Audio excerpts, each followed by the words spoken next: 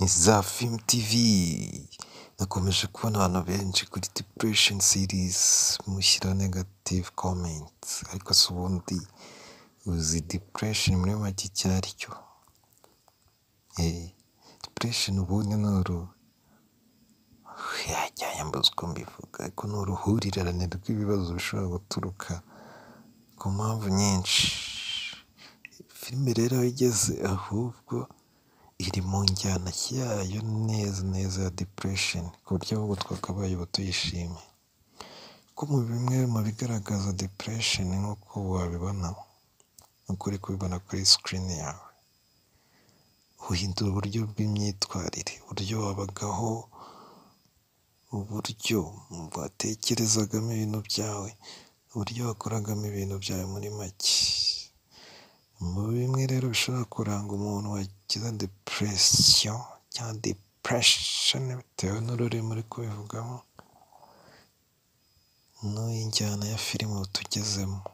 Filime yaryoshye ahubwo bari bamaze igihe badukatingira ibintu byateguraga ibyo tuzabona, kubera ko nujya nawe kuri Google cyangwa ibindi bitabo wifashisha ushakisha ubundi bumenyi, uraza gusanga ko depression cyangwa depression ibaho kandi iravurwa, kandi ifite ibimenyetso byinshi bigiye bitandukanye.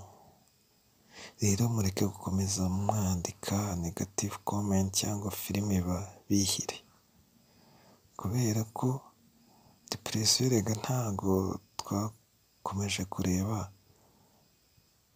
yaza kuririnda gusa, n'abatumye ayijyamo bigomba cyangwa ni ngombwa ko n'abamuteje kuyibamo nabo bagomba kugira message baduha, nabo ukisanga kuri ritime cyangwa kuri topic ya filime ya depression.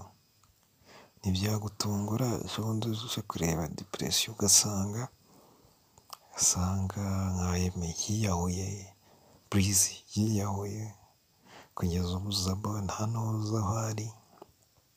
Bivuze ngo depression ubu iraryoshye, ahubwo ikibazo cyari gihari ni uko tutumvikanagaho depression ni iki.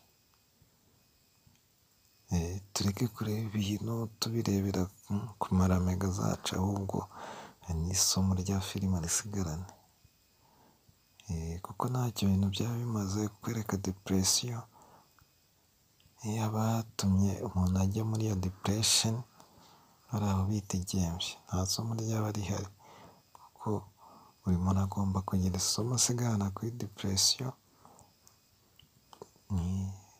ku buryo umenya ingaruka zayo, ukamenya ikibitera. Kuri filime twavuga ntubugambanyi, ubona ko ugambaniye muri rwego rwose wagira depression, ariko ntabwo bivuze ko mu bumuntu twaremanwe n'uwabiteye adashobora kwiga. Niyo mpamvu rero filime ahantu igeze ku season rwose ibintu turi kubona nibyo twakwiye kuba turi kubona 100% rwose.